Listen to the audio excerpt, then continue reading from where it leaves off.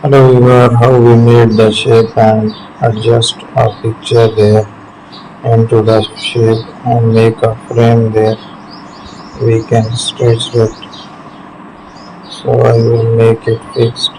We can also generate, I will show you in this tutorial. First of all, we will go to the custom shape, take a shape that we required it, and then embed an image.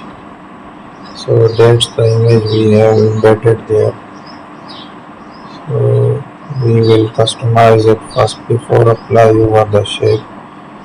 So there is a clipping mask we have generated.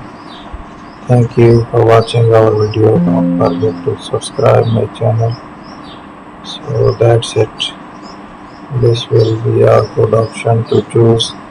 You can create the frame for the image.